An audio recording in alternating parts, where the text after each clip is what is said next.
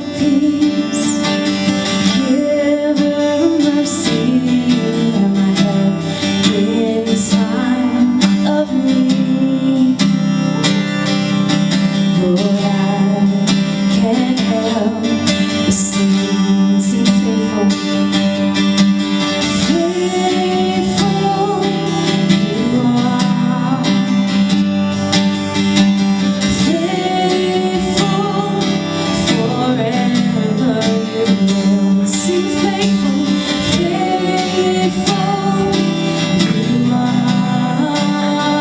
All your promises,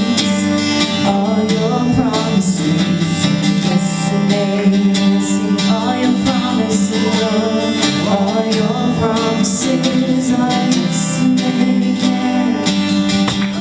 So Felix asked us to just take 5 minutes to share a little bit about what God's been doing in our lives and what's been on our hearts. And Sarah last night said to me, "What's God been doing and what's on our hearts?" And I said, "Well, let me think about it." And anyway, we dialogued a little bit about promises. And then we didn't go back to Felix and give him that update yet, but here he comes in the ministry announcement for today in our WhatsApp group. And he's talking about how encouraged he is about God's faithfulness and his promises. So it was so cool to see how God was even in that little detail and connecting everything. So I just wanted to share with you a few thoughts. Sarah will share with you a few things as well. Shara. You Shara Stage from now name. on. That's good. She's good at sharing. Okay, 3 words to leave with you. Patience, perseverance, and promise. Everybody say patience. Perseverance. Promise. Unfortunately or fortunately, when God gives us a promise, it requires patience and perseverance. And I wanted to share with you a passage from Joshua 21, and it's in verse 45. I'm in the NIV. And I'll give you a second to turn there, but Joshua 21:45, if you want to join me in that. Just as you're turning there, this whole concept of God giving us a promise and then us needing to be patient and to persevere to see that promise come true just rang really clearly in a message I heard recently from Eric Johnson from Bethel. And he said, David waited 25 years from when he was promised to be king to when he actualized that promise. Christ waited 30 years before he actually started his ministry here on earth. And so the challenge and the encouragement is, how do we now wait and how do we be patient and persevere once God gives us a promise to see it actualize? And so Joshua 21 verse 45 says, "Not one of the Lord's good promises to Israel failed. Every one," say every one. Every one of them was fulfilled. And that's such a good word.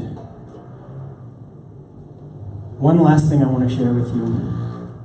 I was given a promise about a year ago when I started my current opportunity for work and I changed jobs. And I was just telling Sarah recently that I was starting to get a little bit restless in what was going on there and just thinking, God, where is this promise and when is it coming to fruition and when am I going to see it realized? And the thing I was encouraging her at the time was just to not go from day to day and just be continually pursuing that promise and not seeing the little bits of the promise that are in it every day. And God calls us to recognize what he's placing in our path every day and be faithful with any interactions he has. So I'm continuing to persevere.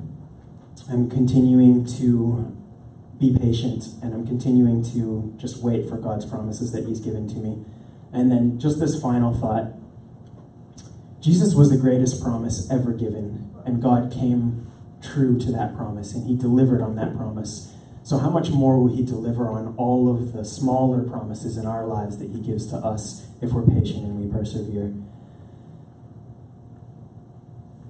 A final thought. Sorry. One other thing. God's voice means creation. The very first introduction we have to the Lord is creation. He starts speaking and things happen. So the same is true of his promises. As soon as it exits his lips, it already starts to be created. And sometimes that creation takes a long time. Sometimes it takes a few moments. But I just wanted to encourage you that God's promises always hold true. They may take time, they may take patience, they may take perseverance, but those promises will come true. Awesome. Good job. I'm just going to add a little bit. To be honest, I didn't prepare as well as my husband did, but that was fantastic.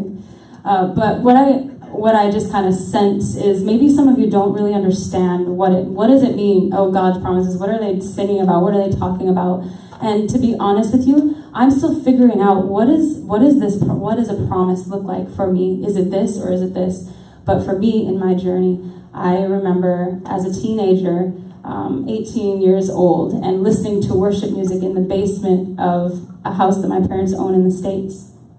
And I was listening to worship music, and I had never envisioned myself singing on a stage, leading worship in my life before that moment. And that vision has never, ever, ever left me. And it's been confirmed through numerous people just telling me exactly what I envisioned.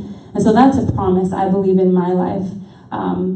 You may have promises like maybe God is saying you will have 5 kids, or you will be a school teacher, or just a sense that you are getting, or a vision. I think just grab onto those and really seek those out, and people around you are going to confirm those promises. I truly believe it's been like that in my life. I'm still walking out my journey of, okay, God, what does this look like? What is this vision of me being on a big stage? Because people will still to this day say that.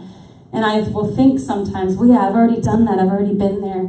But I just have this like, I'm not there yet. And I don't know if it's just a journey of promises, continual promises. And that's why we're never truly satisfied with just being.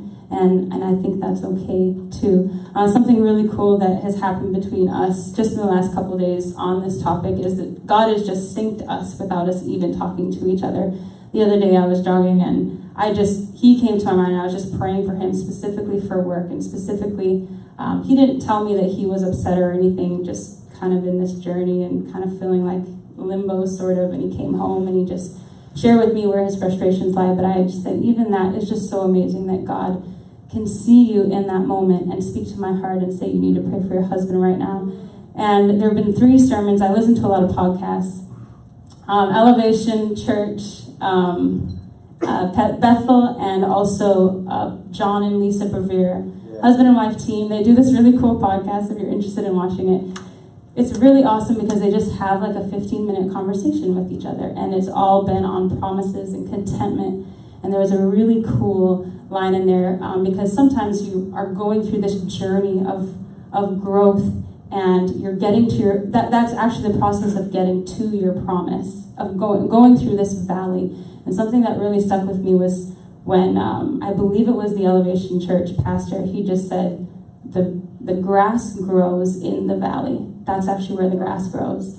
And I thought that was just fantastic because Lucas and I went hiking in Colorado recently, and I learned that the grass stops growing after 11,000 feet, and that's in the mountains. And so that was just really profound for me to actually picture that and just get chills in that moment with just, okay, I'm still growing. I have my moments where I'm still growing, and even your creation just points to how faithful you are. And so I think that's what I want to share. Give it up.